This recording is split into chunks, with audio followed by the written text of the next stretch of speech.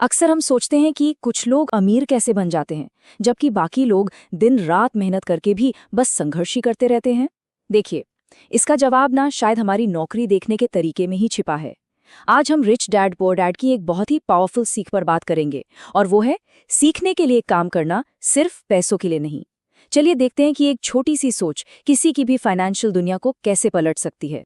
और यहीं से कहानी शुरू होती है। दो बिल्कुल अलग सोच की, दो अलग फिलॉसफीज की। एक पिता, उनके लिए सबसे जरूरी थी जॉब सिक्योरिटी, मतलब एक सेफ रास्ता। वहीं दूसरे पिता के लिए असली दौलत थी नॉलेज और स्किल्स, एक ऐसी दौलत जिसे कोई छीन नहीं सकता। और बस यही छोटा सा फर्क सब कुछ बदल देता है। तो सवाल यही उठता है ना कि इन दो रास्तों में आखिर ऐसा क्या फर्क है कि एक जिंदगी भर के फाइनेंशियल स्ट्रगल में डाल देता है और दूसरा आज़ादी की तरफ ले जाता है। क्या ये बस किस्मत का खेल है, या फिर ये एक ऐसी सोच है जिसे कोई भी अपना सकता है?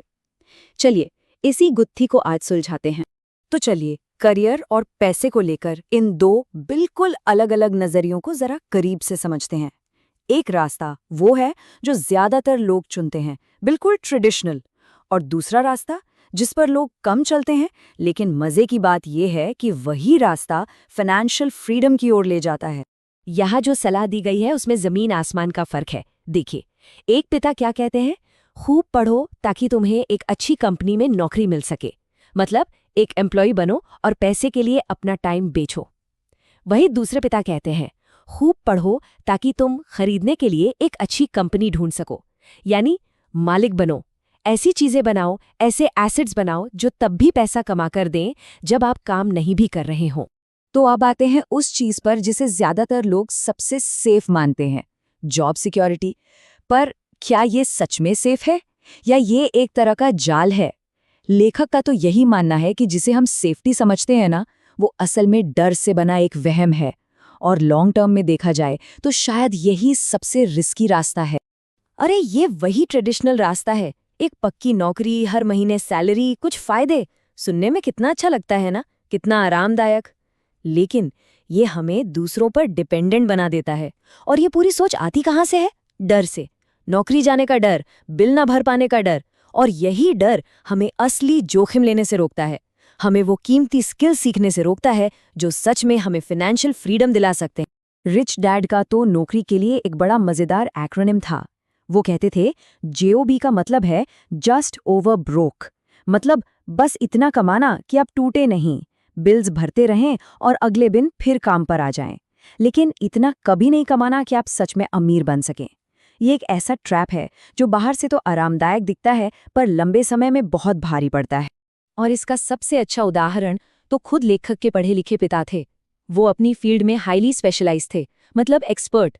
लेकिन जब उनकी नौकरी गई तो वही स्पेशलाइजेशन उनके लिए एक बोझ बन गया। क्यों? क्योंकि उनके स्किल्स किसी दूसरी इंडस्ट्री में काम ही नहीं आ सकते थे। ये बात सोचने पर मजबूर करती है कि कहीं हमारी अपनी स्पेशलाइजेशन ही तो हमें एक पिंजरे में बंद नहीं कर रही। तो फिर इसका सल्यूशन क्या है? जवाब है सोच में एक छोटा सा बदलाव। पैसे के लिए काम करने की जगह सीखने के लिए काम करें। इसका सीधा सा मतलब है कि सैलरी से ज्यादा स्किल्स को वैल्यू देना, खासकर अपने करियर की शुरुआत में। सोचिए, ये एक ऐसा इन्वेस्टमेंट है जो आपको पूरी जिंदगी रिटर्न देगा। खुद कियोसाकी का सफर देखिए, उन्होंने एक हाई पेइंग जॉब छोड़ दी। ऐसा नहीं था कि उन्हें पैसों की जरूरत नहीं थी, नहीं, उन्होंने वो जॉब इसलिए छोड़ी क्योंकि उन्हें लीडरशिप सीखनी थी, और इसके लिए वो मरीन कॉर्प्स में चले गए। उसके बाद वो ज़ीरॉक्स में सेल्स करने लगे। सेल्समैन बनने के लिए नहीं, बल्कि बेचने की कला सीखने के लिए। एक ऐसा स्किल जो हर बिजनेसमैन के लिए सांस लेने जितना जरूरी है। उनका हर एक कदम सीखने के लिए कैलकुलेटेड फैसला था। और ये रिच डैड की सीधी सीधी सलाह थी। देखो, टेक्निकल स्किल्स जरूरी हैं, बिल्कुल हैं, लेकिन सिर्फ उनसे कोई अमीर नहीं बनता। लीडरशिप, सेल्स, मार्केटिंग, ये वो स्किल्स हैं जो एक एम्प्लॉय को एक बिजनेसमैन या इन्वेस्टर में बदल देते हैं। अब सवाल ये है कि क्या हम इन स्किल्स को सीखने पे ध्यान दे रहे हैं? चलिए अब एक बहुत ही जबरदस्त उदाहरण देखते हैं। ये हमें एक अच्छे प्रोडक्ट और एक महान बिजनेस के बीच का फर्क समझाएगा। और ये एक ऐसा सबक है ना, जिसकी वजह से बहुत सारे टैलेंटेड लोग भी पीछे रह जाते हैं। सवाल बहुत सिंपल है, क्या दुनिया में ऐसे लोग हैं जो मैकडॉनल्ड्स से बेहतर हैमबर्गर बना सकते हैं? अरे बिल्कुल, शायद हम में से कई लोग बना सकते हैं। तो फिर मैकडॉनल्ड्स दुनिया का सबसे बड़ा फूड बिजनेस कैसे बन गया, जबकि उनसे कहीं बेहतर शेफ आज भी स्ट्रगल कर रहे हैं? सोचिए। और इसका जवाब है, मैकडॉनल्ड्स अपने बर्गर की वजह से कामयाब नहीं है, वो कामयाब है अपने सिस्टम की वजह से। उनके पास एक ऐसा बिजनेस सिस्टम है जो एक एवरेज से बर्गर को भी पूरी दुनिया में एक जैसे तरीके से लाखों करोड़ों बार बेच सकता है। और यही वो गलती है जो ज्यादातर टैलेंटेड लोग करते हैं। वो अपना हैमबर्गर बेहतर बनाने में लगे रहते हैं, लेकिन उसे बेचने और डिलीवर करने का सिस्टम बनाने के बारे में सोचते ही नहीं। और यहीं से हम एक बहुत ही पावरफुल आइडिया पर आते हैं। वो ये कि हो सकता है हम सब बड़ी दौलत से सिर्फ एक स्किल दूर हों। नहीं, ये कोई निराश करने वाली बात नहीं है, बल्कि ये तो एक बहुत ही उम्मीद देने वाली, बहुत ही एम्पावरिंग सोच है। जरा उन शानदार डॉक्टर्स, वकीलों, आर्टिस्ट्स के बारे में सोचिए जो फाइनेंशियली स्ट्रगल करते हैं। क्या उनमें टैलेंट की कमी है? नहीं, बिल्कुल नहीं।